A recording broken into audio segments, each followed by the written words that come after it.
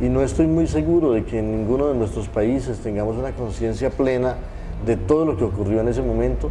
Alguien me decía hace poco, bueno, yo me siento leyendo una novela de aventuras, de aventuras fantásticas, como, y yo le dije, sí, a mí me gustan mucho los libros de viajes fantásticos, de viajes a mundos desconocidos, y me ha asombrado descubrir que este viaje, que parece un viaje fantástico, ocurrió realmente. Entonces esa condición de realidad, de un viaje tan asombroso y tan lleno de peripecias, también me animó a escribir este libro.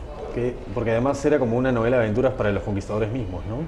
Claro. O sea, al momento de llegar, ellos estaban enfrentando algo que estaba en parte en su imaginario, ¿no? Bueno, nosotros hace 20 y 25 años hablábamos mucho en América Latina del realismo mágico como una forma, digamos, de la imaginación y de la fantasía de nuestros escritores.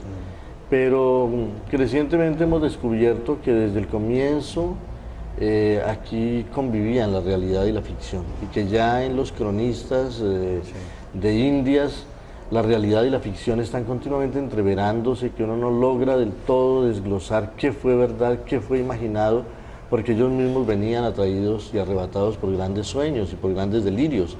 Lo que los trajo a América ya fueron los delirios y los sueños, no solamente la codicia, no solamente la riqueza, inclusive ni siquiera sabían que existía América. Para mí, una de las principales características del encuentro de esos mundos, del choque de la conquista, es que no solo fue un choque entre mitologías, entre culturas, entre razas, sino entre la tradición escrita y la tradición oral.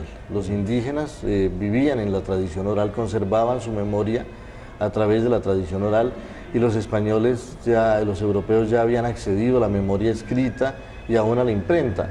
Por eso para mí es tan significativo el momento en que uno de los conquistadores, el capellán Francisco de Valverde, le entrega un libro a Atahualpa, ¿no? Porque Atahualpa no tiene por qué saber que es un libro, y si le dicen que ahí está la voz de Dios y toda la sabiduría del mundo, y él pone su oído en el libro y no escucha nada y arroja el libro por tierra, eso no es solamente una anécdota, es la revelación profunda del encuentro de dos mundos y de la incapacidad de esos dos mundos de dialogar.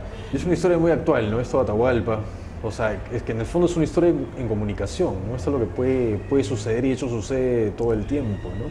En el caso de Colombia es algo bastante visible, ¿no? ¿Has tomado parte en alguna discusión, he visto por ahí, en cuanto al papel de Uribe, el presidente Uribe, en el asunto de las FARC, ¿no? Con Chávez, ¿no? ¿Te importa mucho esta participación política? ¿Es en cuanto a escritor o es una cosa ya de ciudadano, intelectual, algo fuera de la labor literaria? Bueno, yo creo que todo escritor tiene deberes sociales, tiene el deber de opinar, de participar de algún modo, de reflexionar, de aportar su pensamiento a esos procesos. En América Latina son muy complejos los procesos políticos, a veces son muy primarios, a veces pierden como la perspectiva, y el poder aportar algo yo creo que es importante. Pero por otro lado, muchos de los hechos que ocurren hoy parecen seguir repitiendo esquemas que vienen desde hace muchísimo tiempo. Colombia ha vuelto a estar llena de masacres como las que caracterizaban a la conquista, llena del saqueo de tierras, de gentes desplazadas que ahora viven en las ciudades pidiendo limosna prácticamente.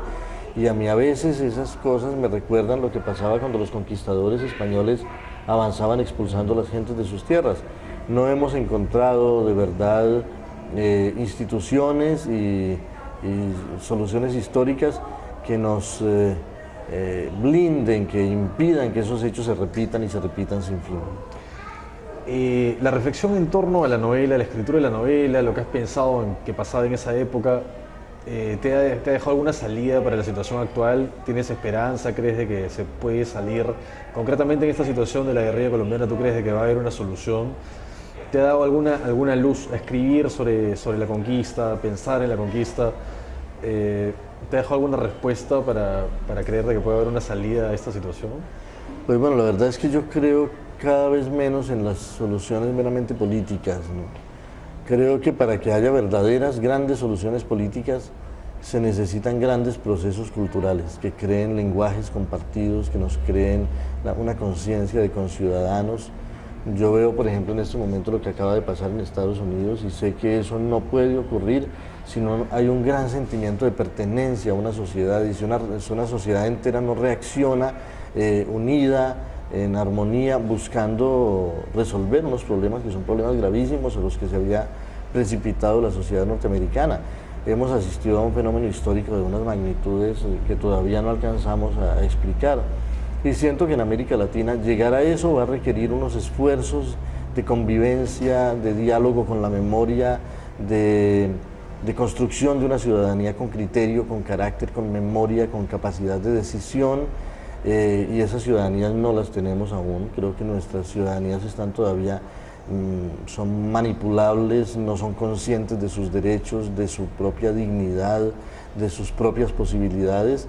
Y solo cuando esos procesos culturales se cumplan, podremos contar con la fuerza social suficiente para producir los grandes cambios históricos que estoy seguro que América Latina producirá. ¿Y cuál sería el papel de la literatura dentro de esta toma de conciencia, este cambio cultural? ¿La literatura te parece central o no te parece tan importante para este cambio? Para mí es fundamental el papel de la literatura, porque el principal elemento cohesionador de las sociedades es el lenguaje. Cuanto más saludable esté el lenguaje, cuanto más perspicaz sea, cuanto más capaz de argumentación, cuanto más capaz de reflexión, un mejor instrumento estará a la disposición de las comunidades para avanzar en su camino de maduración. De manera que el contar con una literatura rica, el contar con una literatura que haga caso de la memoria y que haga caso de la voz popular, porque yo desconfío de las literaturas que se apartan de la manera de hablar de la gente y de la manera de sentir de la gente. Los excesivos vanguardismos me parece que debilitan, ¿no?, más bien a la sociedad. Me parece que es bueno experimentar, pero que no hay que perder jamás contacto con la voz de las comunidades, porque los lenguajes los hacen los pueblos, ¿no? Y son los pueblos que inventaron las lenguas, los oficios, y los que se encontraron en su camino a los dioses. No fueron los académicos ni los artistas, sino los pueblos, y confiar en los pueblos y mantener una relación con ellos me parece que es fundamental para una literatura vigorosa y verdadera. Ha habido bastante difusión de una literatura vinculada al sicariato, ¿no? Esto ya es lo último.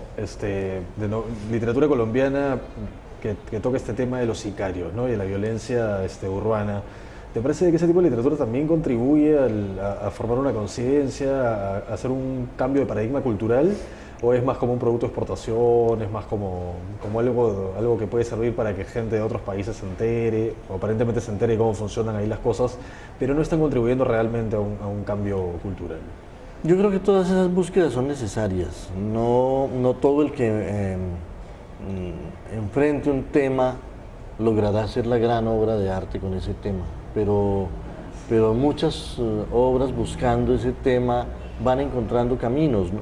Yo creo que nunca se habría podido producir el Pedro Páramo de Juan Rulfo si no existiera la inmensa tradición de novela de la Revolución Mexicana, que fueron incontables, muchos folletines, muchas novelas menores, pero en las que va abriéndose paso el agua de un gran río, ¿no? De manera que yo creo que todo experimento literario, si se hace con honestidad y con verdadera necesidad, si los autores sienten que de verdad el tema vale la pena y hay que tocarlo, así no se logren inmediatamente los grandes frutos culturales, forma parte de un proceso necesario de maduración, y creo que tarde o temprano surgirán las grandes obras que verdaderamente interroguen y descifren esos fenómenos históricos. La última. Vas a publicar el próximo año, creo, en un par de años, la tercera novela de esta trilogía, ¿no? ¿Con eso cierras ya una época de la conquista, o para el futuro te va a seguir interesando todavía explorar estas épocas de los siglos XVI, XVII, o ya pasas a otra etapa de tu carrera de novelista? Bueno, yo creo que la historia de la conquista siempre me va a seguir interesando, pero no sé si eso vaya a significar otras aventuras literarias sobre esa época. Y además hay tantas épocas de nuestra historia dignas de ser interrogadas por la literatura, que por supuesto solo por oxigenar el lenguaje, solo por encontrar desafíos nuevos, lo más probable es que me interesen otras épocas y a lo mejor incluso el presente, ¿no? Y William, muchas gracias por estar en Portanoy. A ti, muchísimas gracias.